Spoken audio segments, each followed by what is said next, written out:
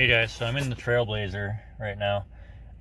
So over the last few days, I think it was Friday, I drove home from work and this guy stopped working. It was the wiper part, so this ring right here. Turning it downward, which is supposed to just do like one wipe, didn't work. And then all the intermittent ones didn't work, and the low beam, or the low wipers didn't work. The high-speed wipers still worked. But we had a snowstorm coming, so I ordered this one online from, I believe, Amazon. And so I got it in there. Everything works good. But basically to replace it, you have to, there's two bolts. So there's these stupid little things right here. You gotta pry them out with a screwdriver, a flathead screwdriver. This is the second panel that needs to come off in order. This is number 2. And this is the one that goes beneath the steering wheel. So there's a panel way down here. Sorry, way down at the bottom. There's a screw over here and a screw at the other end. It's a black piece. It's way over here on the other corner. And let's see. I don't know if I can get this. There we go. There's a screw right here, right there. And then there is a screw right there, and that is a 7mm.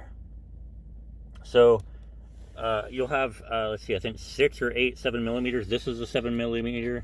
There's one at the bottom that goes down. Once you get this panel off right here, there's another screw beneath it that is another 7mm. There's one on each side. And then once you get that off, you take off the bottom one first. It has to pop down. So the one that's at the very bottom, there's a thin in the center that has to pop down. So grab it towards the middle and pull downward and it'll pop down. And then that's out of the way. And then this one, once you get it done, comes off. This is one beneath the steering wheel. So I'm gonna turn this back on again. This panel here that goes underneath the steering wheel, this comes off. And then after that, you have to get this bottom piece of the steering column off. These look like they're supposed to be screw holes, but mine didn't have any, so I don't know if there's any in there. But basically, I broke mine a little bit, so you can see it's split right here. It's not bad though. All it is there's a snap there. But right here, off of this very end right here, you can see it's a little bit lower. It's broken. What it is there are 2 pieces. There's one on each side that go straight backward. So when you get this little piece right here, I don't know if you can see it, there's another piece behind it that's from the top piece. It's very flexible. And there's a clip right here that you have to push. You basically just have to push in on the top piece, I think, and then the bottom piece pulls down. It might be the other way around. But either way, you push in on one of these, I think it's the top one, and this pulls down. And then you have to bring this downward like this and then pull out. And that makes it so you don't snap off that piece. Also, before that, I forgot, you got to pull this out. This is the tilt steering wheel lever. You have to pull this out. You have to tug on it or pry it out with a screwdriver. I pried it out with a screwdriver. It feels like you're breaking it, but you're not. So just so you know. And then you take that off, and then I'm going to turn this back off again. There we go. And then, so then this piece, the top part, comes off. But when you get the bottom piece off, in front of the key, it'll be not too far in front of the key, but it's in between the top part of in between the steering wheel and in between the key. There's an E5, which is basically a reversed Torx screw. I don't have one, or I didn't have one. I had to go to AutoZone and buy one, and it was within a tool set that would cost 20-something bucks.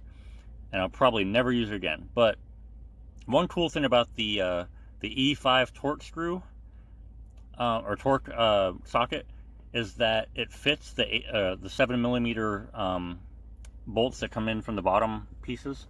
It fits them perfectly, so you can use that too as if you don't have a 7mm. So that's another little tip. Because I had a stripped 9/32 that worked, but it was a pain. I didn't have a 7mm for some reason. I can't find it. I have an 8. I have 2 8s in the same toolbox, but no 7. But yeah, the E5 torque socket will work on, it works on this piece. You need it for this one, and what that does is that unscrews the top. So you cannot pull the top off until you unscrew that piece, and it'll be going like almost straight upward, and you'll see it if you look from the bottom.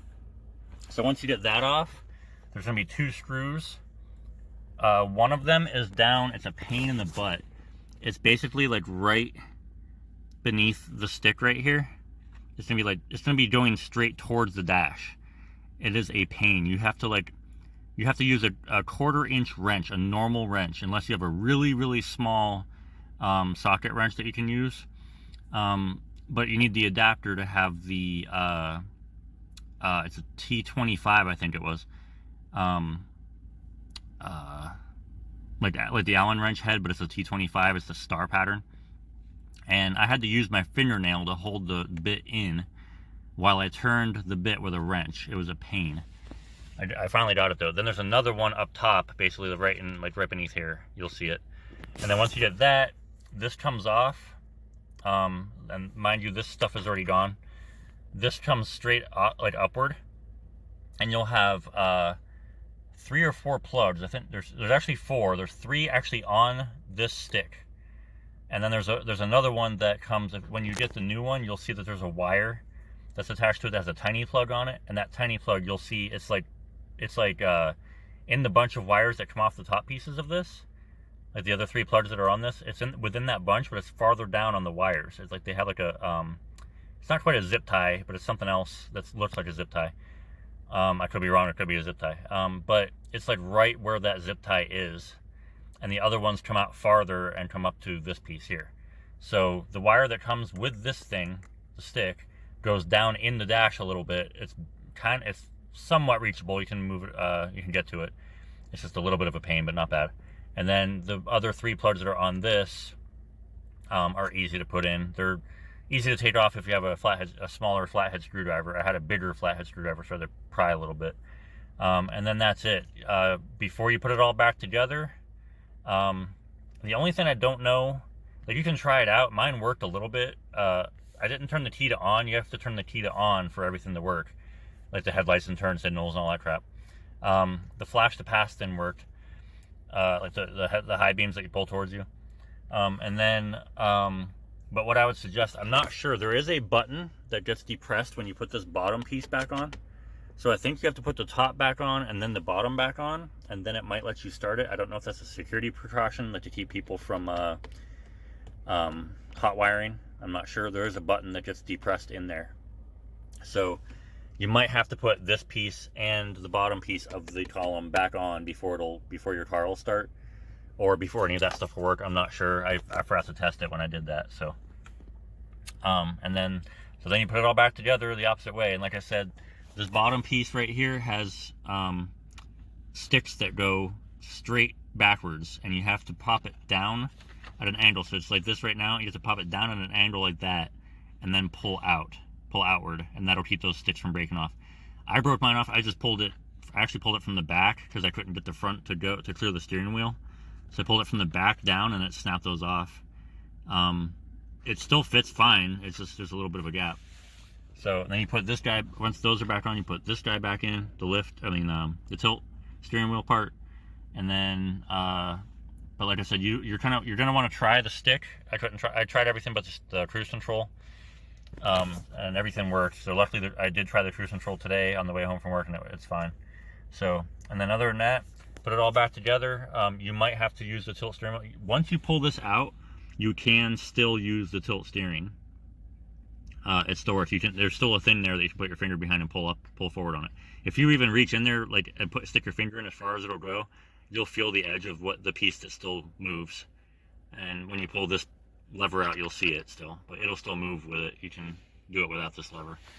And then other than that, like I said, you just put it back together. There's a video on YouTube of, I like watching them. They're not a sponsor, but it's called a1auto.com. I like watching them because they're very helpful with stuff. But I didn't see one for a Trailblazer. I saw one for a GMC Envoy.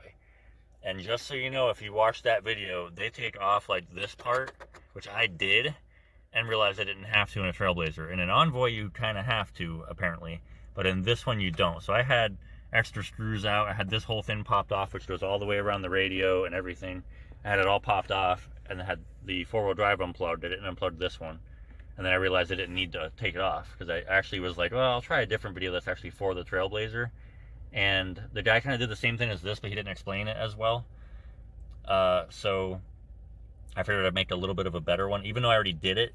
He had his apart halfway, like it was already apart, and he already replaced the thing, but he just didn't put it back together. And he explained it, but he didn't explain everything.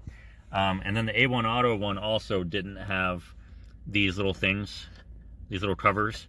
It didn't explain those because it didn't have them. So, like I said, there's a little bit of a flat spot in the very bottom, and you want to take a screwdriver and pry it. There's 3 prongs in there that fit into holes, so it actually is directional, where like when you put it back in, you have to put it in a certain way. That flat little section, it's not very noticeable, but you'll see it. But that goes towards the bottom on both sides, on both this one and the one over here. So, and that's it. So, if you have any questions, comments, that's my first time ever doing one of those, especially on this car. I haven't done a whole lot on this one. I'll be doing an alternator on this pretty soon, because my voltmeter fluctuates. It's not doing it right now, but it fluctuates really bad when I'm stopped sometimes, and it's makes the engine RPMs drop and everything, where the headlights start flickering and fluctuating and stuff. So so keep an eye out for that one. But other than that, thanks for watching. Like and subscribe if you would like. I'd appreciate it. So, and thanks for watching.